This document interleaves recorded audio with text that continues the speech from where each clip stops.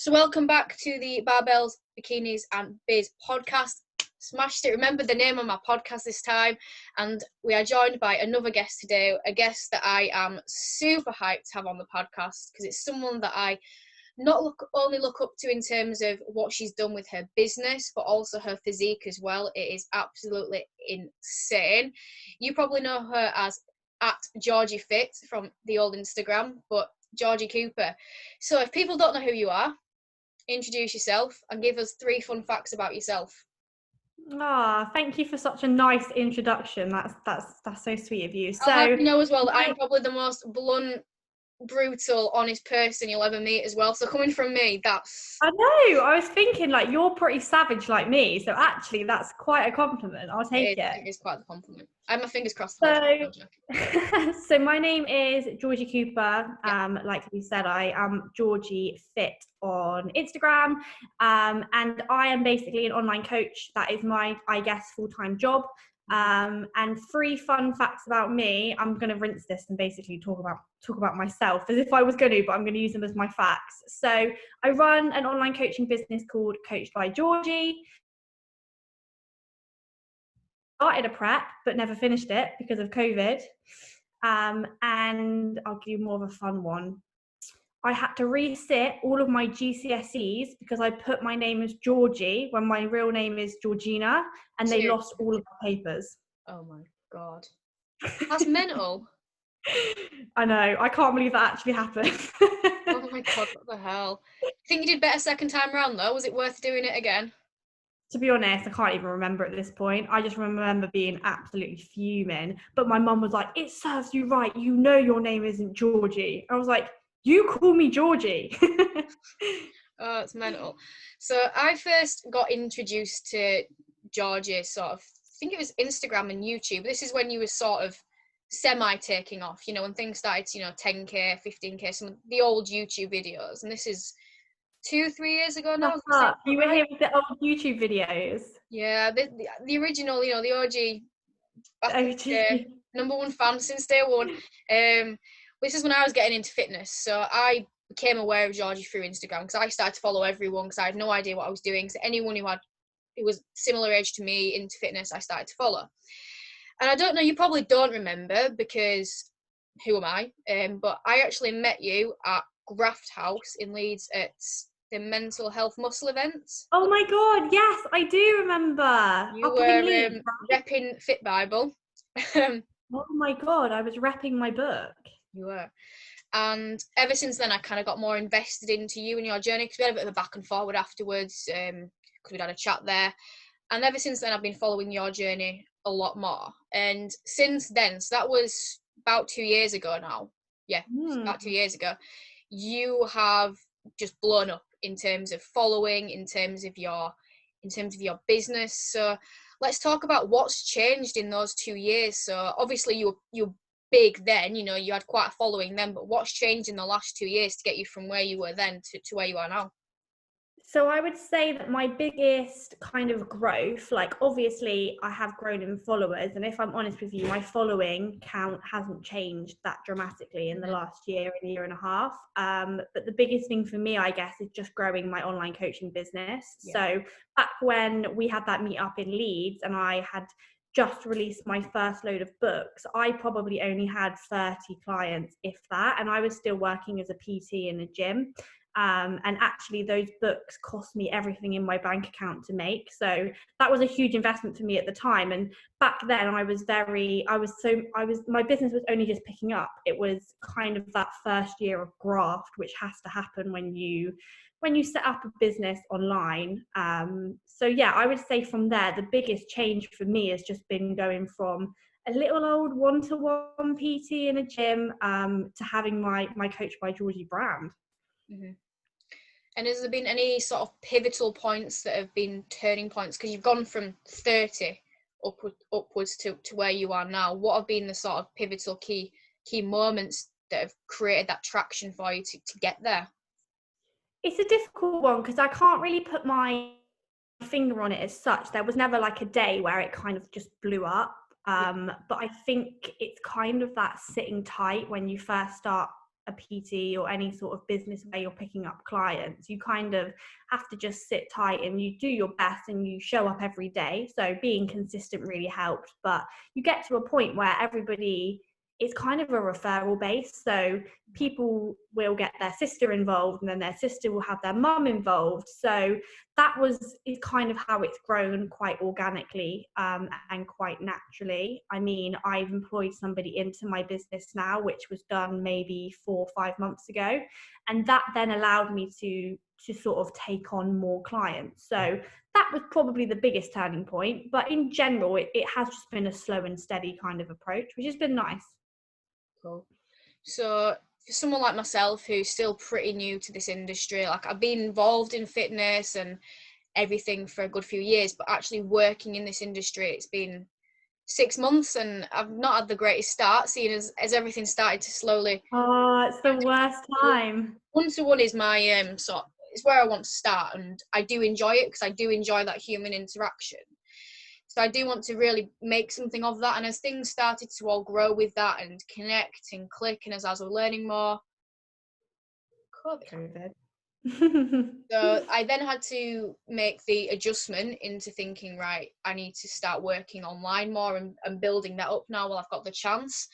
And it's still also new to me, and I feel like week on week I learn more and get better, but it's still such a learning progress for someone like myself, or maybe someone who is literally getting into it now. What are some, maybe I'd say 5, but I'd rather 3 in depth than 5 crappy points of advice for someone getting into something like this, and what's been successful for you? I think, like, for someone like yourself who's just sort of starting up, like, obviously I follow you on Instagram, so I kind of see the bits and bobs that you're doing, and I would say the consistency that you have is so key. So you want to provide a service, yeah, don't get me wrong, but you've got to remember that people are actually investing into you as a person. So if you're a bit flaky and a bit lazy online, you don't show up on your stories, and you say you're going to do a live and then you don't do it, and you're very people want to be able to come to you and know that they're gonna get consistency, because that is at the end of the day what they're looking for. So by being present online and by sort of creating good content and valuable content, which you do already, so posts that inform people, helpful tips, workout videos and things like that, that's really going to help you because you're valuable, and that's what people want. They want something of value. So that would be one big pointer, just consistency online and having that online presence that people can follow.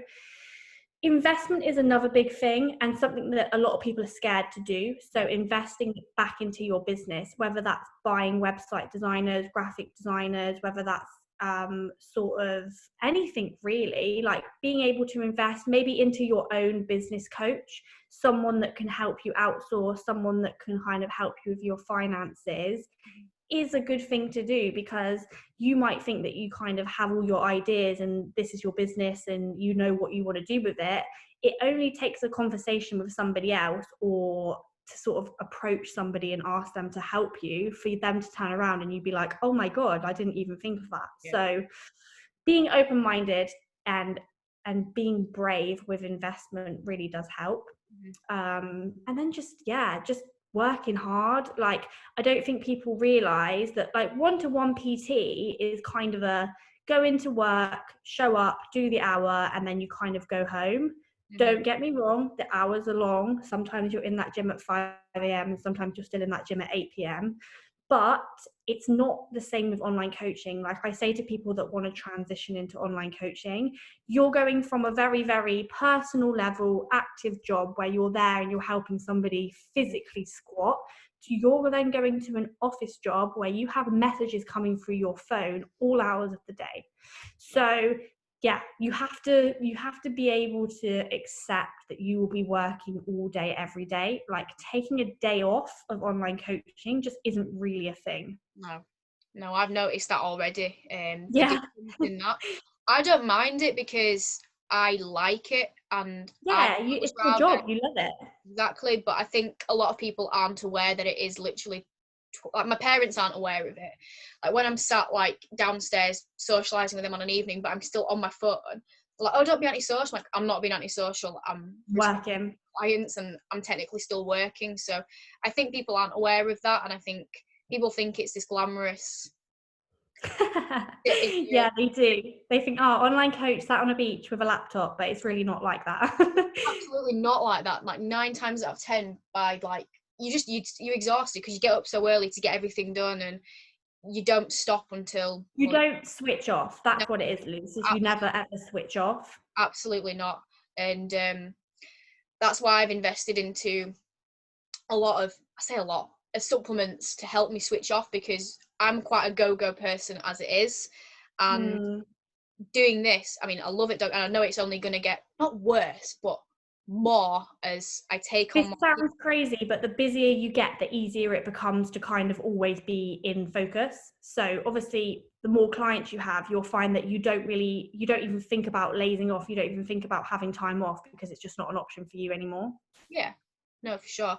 But adaptogen supplements that help me calm things. I've got my sleep routine in check because I didn't. And when everything started to pick up and I transitioned from this one-to-one, see you later, come home, do what I want sort of life to responding to clients, I was finding it so hard to just adapt on a night. And for me, sleep is so important. I'm someone, when it comes to sort of the bodybuilding side, which we'll move on to, likes to make sure everything's perfect. And yeah, perfectionist. That's not a bad thing though. No, but yeah, that they've been. Do you use anything like that, just out of interest? Because you're saying you struggle to switch off. So do you use any supplements or have any sort of routines to help you do that?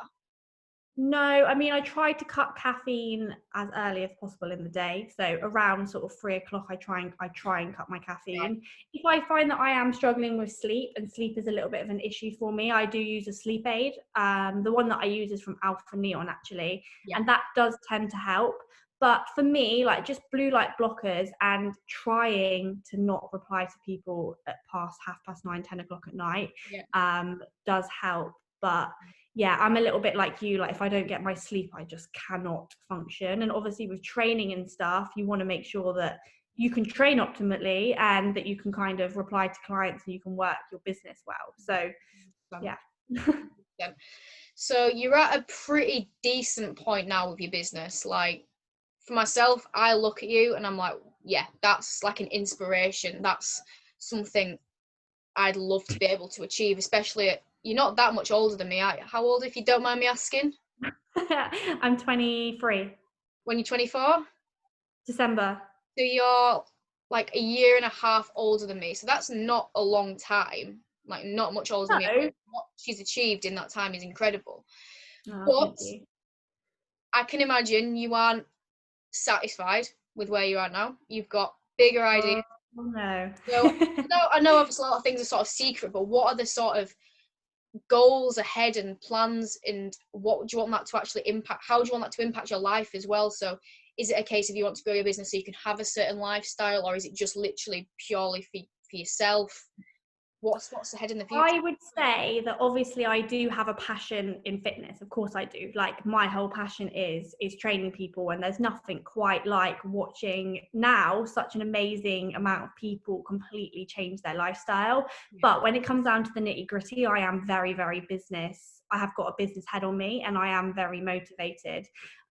Money is a motivator for me. Lifestyle is a motivator for me. So I'm never satisfied, because I remember a year ago, I remember even being in kind of a position with like 30 to 40 clients and thinking, when I reach this, what I've got now, I'll be satisfied. But it kind of comes back to bodybuilding, I suppose. You're just never satisfied. So for me now, looking forward, I have kind of thought, okay, how can I take my brand even further? So that's now what I'm looking to do, is I'm looking to have even more people on my team, and I'm looking to kind of have more products launched, because I love making products. I enjoy that sort of design side of things. So yeah, just seeing how we can build the brand, really, opposed to me just being Georgie Fit on Instagram. I just want my CBG sort of brand to be out there.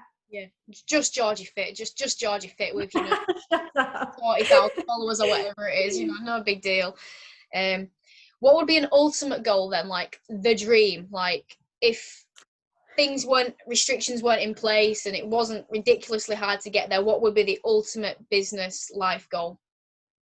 The dream for me, mate, is to be sat on a beach in Maldives. This is going to sound so cliche, but just to be in a villa in the Maldives or somewhere really nice, got a blackout range, got a nice Audi, a husband that isn't a prick, and just sort of, I would want to be able to sort of make money while I sleep, and have an impact on the fitness world. So for me, to have my brand as a well-known brand within fitness is the absolute goal. Like, I'm laughing now because it does feel so out of reach, but to be able to, within fitness, be a well-known brand, for example, like Tala, like My Protein, etc., would be the goal, mate. That would be the goal, while, you know, just chilling in the villa.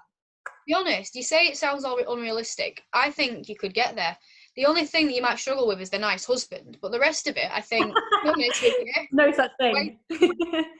That's the dream, man. That's a dream. But the rest, I think you could get there, because seeing how much it has grown in such a very short time frame is unreal. So, thank you. Honestly, we'll see. We'll see. Time will tell. Time will tell. Time will tell. Anyway, let's move on from business now and discuss the competing prep bodybuilding side, which I think more people will probably be interested in and engaged with. Like, don't get me wrong, I think people are interested in your brand and your business, but business isn't something that fascinates people. If you work for yourself, and I think then you are, but more people, so I think now than ever, have followed you for the competing and prep side. I know a lot of people that go to my gym and stuff before didn't really, without sounding horrible, know of you, because they're all into bodybuilding until Callum started. Until I got into it. It's so new to me, mate. Bodybuilding is so new to me. So I know exactly what you mean. Now, because I'm such an OG subscriber and follower, I do remember in one of your old Q&As something you being asked about competing. Now, I don't remember exactly what you said, but I don't think it was like a, yeah, I really want to do that. It was either a no or a, I'm not sure about this sort of thing. I think it was a no, mate. I think I basically said, like, I think I'd always said I would never compete because I just don't see the appeal on it, and I just don't understand how someone could diet down like that. No, I do remember you saying that now, because I remember when you came out and said you were competing, I was like, eh? She was so happy she was never competing. Lies. Hang on a minute. And then I watched your Ibiza prep last year as well, and that was quite. It was a a decent amount of time. It was like, what, about 3 months you dieted for? Yeah, I think it was like 14 weeks that I did for that.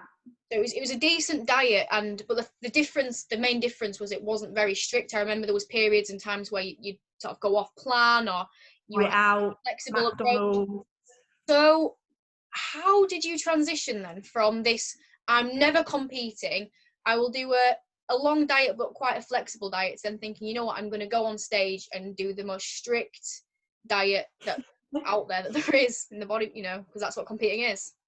Yeah, so obviously I'd always said before that competing wasn't for me, and the reason that I said that competing wasn't for me was because I am very, very undisciplined. So I have literally no discipline when it comes to sort of tracking or dieting. So I'd always kind of written it off. But when I moved to where I live now, I live down in Exeter in Devon, so this must have been about 3 to 4 years ago now.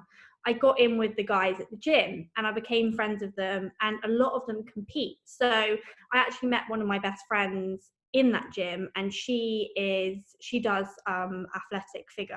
train figure now. Wow. And she I'd kind of followed her journey all the way through. So I would be sat with her while she was going through her poses. I'd train with her quite a lot. So by the time I'd competed, I'd kind of already fallen in love with it. So I'd been to lots of PCA shows, I'd seen it all before, been backstage, and knew exactly what sort of each category was. Mm-hmm. So I would say that I kind of got exposed to the bodybuilding community after I'd kind of been like, no, I'd never do it. And at that point I still wasn't convinced, and I did my Ibiza diet because I wanted to see whether I could actually stick to something. Mm-hmm. So that was obviously for a holiday, don't get me wrong, but in the back of my mind the whole time, that for me was a bit of a trial on seeing whether I wanted to give competing a go. So it was well thought out. But yeah, I'll admit, like 3 years ago, I was like, no way. And then I thought to myself, gee, the only reason you're not doing it is because you're telling yourself you can't stick to something. And I was just like, you'll never know unless you try. Yeah. So that's why we went ahead and did it. So what were the sort of steps then? So you'd come back from Ibiza, then did you know after that that yes, I can do this, I'll compete? Was it pretty much set in stone after that, or was it still Yeah, so when I was finishing up my Ibiza diet the last couple of weeks, that's when I was kind of had my heart set on it, and I was like, it is definitely something that I'm going to do. And I wanted to approach a couple of people and get a few people's opinions on whether I needed to wait another year or whether it would be worth me sort of doing it in this year now, 2020. So a couple of coaches, a couple of good friends that compete. I also know a couple of people that are like, one guy's a PCA pro and he does judging. So I kind of just said, like, reached out, and I was like, obviously right now you probably can't really tell, but do you think I have a chance? Do you think it's worth me dieting down now, or should I wait out a year? And they said, no, mate, just give it a go now. Just see what you see, come down and see what you look like. So that for me, then when I got back from Ibiza, it was probably only another month or 2 months until I contacted my coach, Callum. Right. And from there, sort of just what happened, you know, did you know what category you wanted to do? Did you, how much did you know? What sort of happened from there? So I feel like I already knew quite a lot in terms of what categories were which and what it was all about, how it's going to feel, what I'm going to need, what I'm going to need to spend my money on. Because I'd seen it before. I'd seen it all before. My very close friend, I'd been like pretty much with her the whole time, and had a good couple of friends that had done it before. So I knew what I was letting myself in for. And I knew I wanted to do figure, but when I contacted Callum, he said, like, no offense, G, but you need to lose a bit of weight first. And then we'll be able to kind of see whether you're going to go into toned figure or athletic figure. Right. A couple of posing sessions with Emma Hyman, and we kind of decided that we was going to go athletic figure. But by the way, at this point, I was still convinced I was like too small for athletic. I was like, no way, I'm like bikini toned. They were like, no way are you bikini toned. I didn't actually know you were going for athletic. I thought you were going for toned, I'm not gonna lie. Oh yeah, no, I was meant to be doing athletic. Don't even say that, mate, because it puts me on edge. I think I'm tone figure, but No, everyone else is like, no, you're athletic. You know why I want you to do athletic? That's one person I got to compete less against, because honestly, that is actually genuinely something I was saying to people. I was like, look at people like that. I have got no chance, because genuinely, without picking you up and like blowing smoke, So were you going to do toned? Yes. Ah, okay, What do you cool. think I was doing? Please don't say bikini. Please don't say bikini. Well, no, I would guess not bikini from the poses. Tell you what, when people used to say to me, I'd be like, oh, I'm competing. And they'd be like, oh, are you doing bikini? And I'd be like, sorry, you're trying to offend me here. I'd actually be offended. I'd be like, bikini. Same. Yeah, it sounds horrible, but this was something that I did say to my coach this year, because when you are fluffy off season, you can look bigger than you think you are. Yeah, cool. More size. And I said, hands down, if we diet down and I have not got the size, I'm not doing it, because I'm not doing bikini. Like, yeah, I'd rather just not compete. That's savage, mate. There's going to be so many people listening to this that do bikini. Hate me, I don't care. I've got nothing. I think they look great, but it's not me. It's not. No, posing style isn't me. It's very girly. That's what it is, mate. That's what it is. It's too girly for me. Like, I have 2 left feet anyway, and you're probably like me. Like, there's no way I could do bikini. All the fluffy hands and stuff. And it's not something I aspire to. I aspire to the figure look. Now, the first show I went to see was, have you heard of MPA? So Natural Federation, very small. I went to watch a family friend compete in there. It's 2 years ago yesterday, actually, because that reminded me that's when the spark got lit in me. And she did figure, but she was masters figure. And even then, just seeing the shape and the posing, I was like, wow. And then I went to watch my friend do a PCA show, and she did bikini, but we watched a bit of figure as well. And it was watching figure that gave me the goosebumps, that gave me the, oh my God, I feel you. Unreal. I went and watched the finals in Hull last year. Yeah. And that, to be fair, mate, that was the icing on the cake for me. I remember watching the figure girls and thinking, oh my God, this is what I want to do. I just want to do it now. And I think actually that's the same day I messaged Callum. Oh wow. Yeah. Yes, I knew 2 years ago that I wanted to compete in a figure. I knew I wouldn't be ready last year, and it was my dissertation year, and I just thought, Not worth it. absolutely Nah. not You do want to that. make sure you can focus on it. Exactly. And then I had a coach, bad experience. Let's not talk about that, because that's another ball game right there. Then got with my current one, who is incredible, and like yourself, got everything lined up, got all the cards lined up. I don't know if that's even the right. Don't ask me about saying something. I think it's cards on the table though. I don't think that's what I'm trying to say. Everything was lined up and ready to go. Ah. COVID happened. So what has happened with you since that? Because you were a hell of a lot closer than I was. A hell of a lot closer. I was like 20 odd weeks out. You were 4, 5. I was 4.5, 5, I think. Talk me through. So that day, finding out and what's happened, if you don't mind me asking, so I'm sure it wasn't a nice day.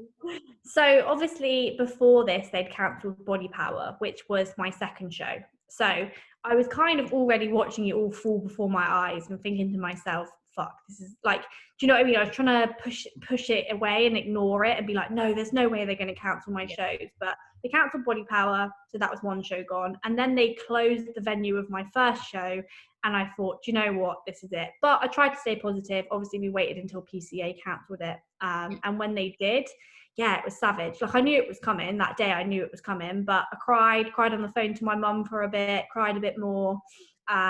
Just ate my meals as normal. Got up the next morning, did my 5 a.m. Stairmaster.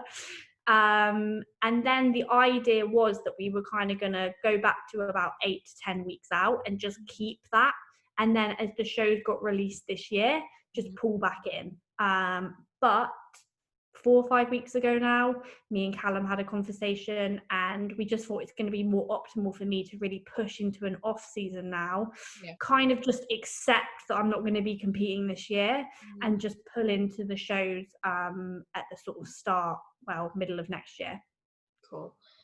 And I think I heard somewhere, I don't know if it was a podcast or something else I listened to, but it was literally the same as me, that you didn't want, even if shows do go ahead this year, you don't want to do them simply because they're going to be weird, like socially distancing shows. And the fact that, I don't know about yourself, but I feel even if, let's say, a miracle happens, the COVID goes, everything's normal, you won't feel 100% confident getting on stage because you know that your training and everything has not been 100% optimal without the gym and with everything. And that was the thing. I was trying to be like really positive, and I was like, I'm going to show everybody that I can prep for a competition with no gym in my kitchen.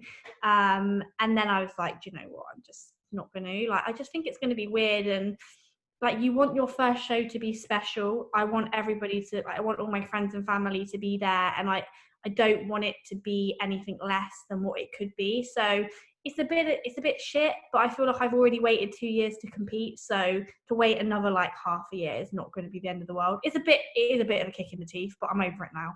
Yeah, for sure. So we sort of touched on it that you wanting to go into it sort of early mid next year, and we've sort of touched on categories. Is that all still going to be the same sort of categories, same feds, or is there anything now that you've got more time and you've had more experience, is there anything different that you're wanting to maybe do next, in terms of feds, categories, anything like that? No, I think we're going to stick same federation, same category. I love PCA. PCA is my favorite federation.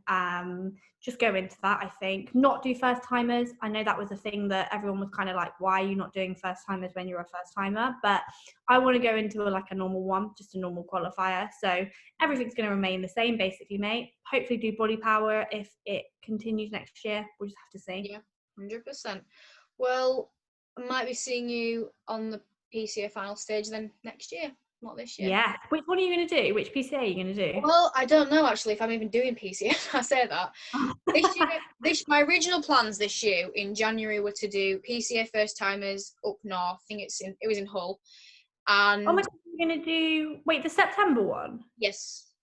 Ah, okay, yeah. And then DF, one of the natural, I think it was the UK DFBA in Manchester. I was going to do a natural federation as well. And then as time progressed, why did I decide against PCA? There was a reason that I decided I wasn't bothered by it. can't remember what it was, but then I decided I was going to, no idea what happened, but I then changed my mind, as you do, and decided, what it was, I saw that you were competing and thought, oh, there's no point competing, so I won't move all the competition. I don't actually know why, I can't remember now, but I decided instead to go with the Strom Classic, you know, the one they're doing at the Fit Expo. So it's a bit like I've heard about that one. I thought it's a smaller show. It'd be really nice because that's the first time doing it. It'd be nice to be part of like their first show, something special because it's their first time. I knew a lot of people going there anyway, and I thought for friends and family as well who aren't really into bodybuilding, that then they've got the expo. They don't just have to come and watch me do a show. Yeah. People who aren't into I always said to my parents, like, you're gonna fucking hate it. You'll be so bored. Weird, they're boring. They're so strange when you're not into it and you appreciate it. So at least you can go around, get the free samples and do silly challenges and pick up some t-shirts and stuff. So I think that was my main rationale, and those two shows were like the PCA and the Fit Expo like a day apart. So I was like, there's peak weeks and then there's peak days. I think peak days is a no, so I won't do a day-to-day back-to-back show.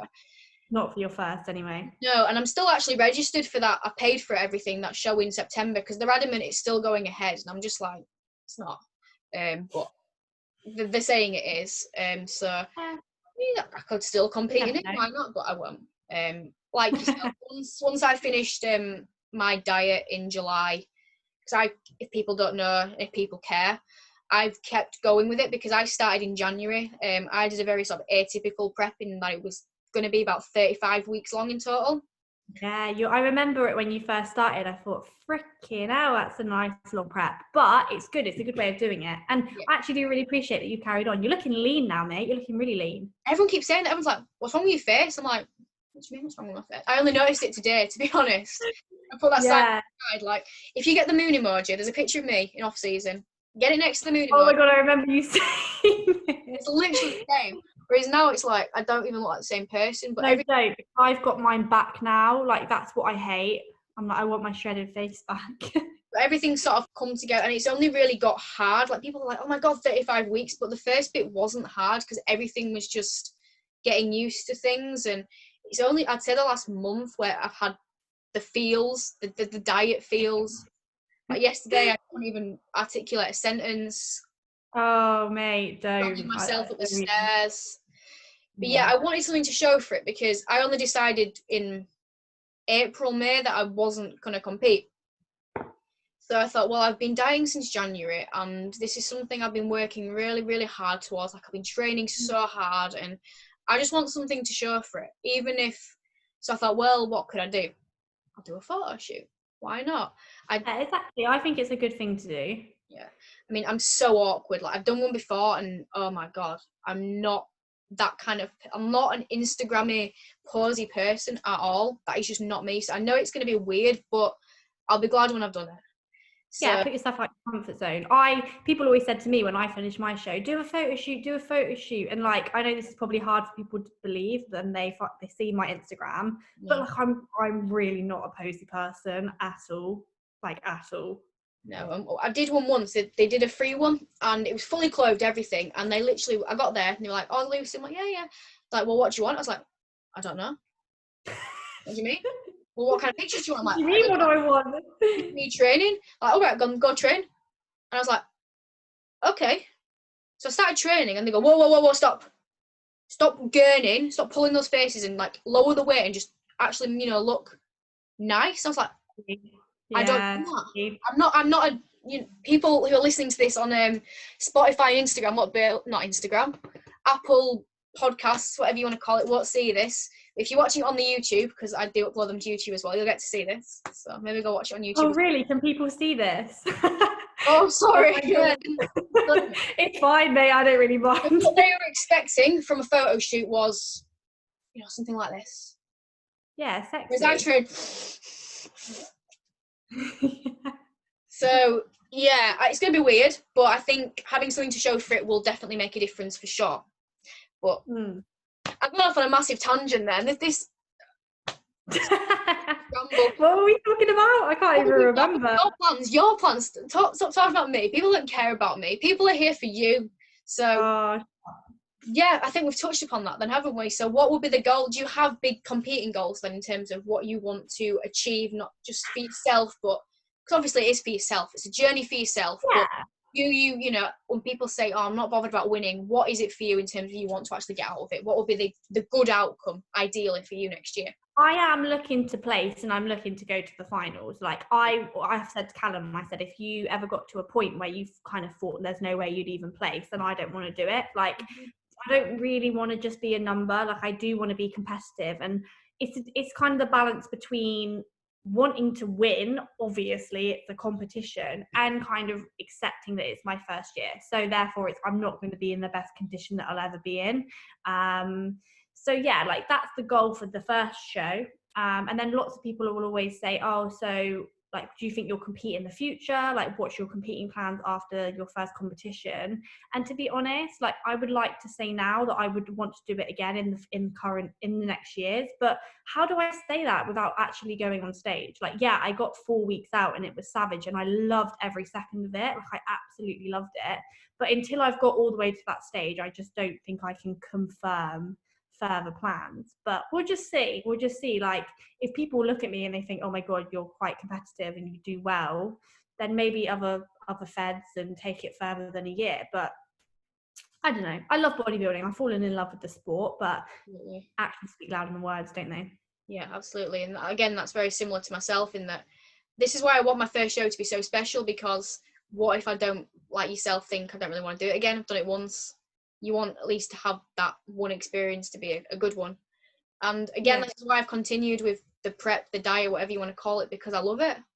Like, yeah, of course. Like, it's not really for the day. Like, I still feel like I got so much out of my prep, even though I never made it to stage, just because I learned so much. And it's such a cliche thing to say, but you learn so much on prep. If you didn't enjoy it, you would not put yourself through that many days for 20 minutes on stage or whatever you get. Now you would be like, okay, that's fine, thank you very much, I'll take it and leave it. Like, I'm buzzing to get back on a prep. Sooner I can get on prep, the happier I'll be. I'll just remind you that you feel like absolute trash. No food whatsoever. Well, slight exaggeration, but not a lot. But let's finish on a lovely question, which is my signature question, which I ask everyone. And again, it will set a precedent as to how much I like you. Number one cereal of choice. Oh my god, number one cereal of choice. I would say, oh my god, that's a hard one. It is, but it's important. Mine would be crunchy nut clusters with the chocolate. Okay. If you can call that a cereal, but if you can't call that a cereal, then I'm going to go Crave. Which ones, though? That's the question. Just like the standard Crave. I know the multi one is lovely, but standard Crave, I would say. Okay, they're acceptable answers. It's when people say things like Rice Krispies, it's like, seriously? Like I do eat a lot of Rice Krispies and a lot of Cocoa Pops, but that's because of the macros. Like, I could go all out, mate. I'd literally go the granola, the crunchy nut granola with the chocolate, all over that. Absolutely. Same here. I've had like the odd, because I do macros like so Cocoa Pops, puffed wheat, that sort of stuff for macros. Yeah, but it's nice, but it's boring. Yeah, when everyone's like, oh, what are you excited for? You know, post diet, pizza, cookie dough. I'm like, no, just some like cool cereal. To be honest with you, that's gonna be the highlight of the reverse. But anyway, let's leave that. Cereal? My favorite cereal? Again, it depends, doesn't it, as to like what I'm having it with, what my macros are saying. There's an American macros aren't a thing. Now there's an American peanut butter one which is unreal. I think it's a brand called Peanut Nutter. I had it in America and it's unreal. Oh, I know the one you mean. Last year, I've never seen it since, Aldi did these balls. They were chocolate and peanut butter. And you know, they did like an American range, and I've never seen it since. And I got them for my birthday last year, and I smashed the box in like 2 days because they were just, I cannot explain how nice they were. But for just standard everyday, you can get it off. If I went to Big Mozza's now and went to stand in a queue for 20 minutes, socially distanced, to pick up a box of cereal, it would be Lion Bar cereal. Oh, I haven't tried that one. I want to try the Oreo one as well. Have you seen that one? Yeah, that's decent. I've had that in America. Is it? The Lion Bar one, because it's like £2 in Morrison's at the moment, just saying. Ooh. Because I do still look at cereal even though I can't buy it. That's the thing with being on prep. You just go in and you just look at it.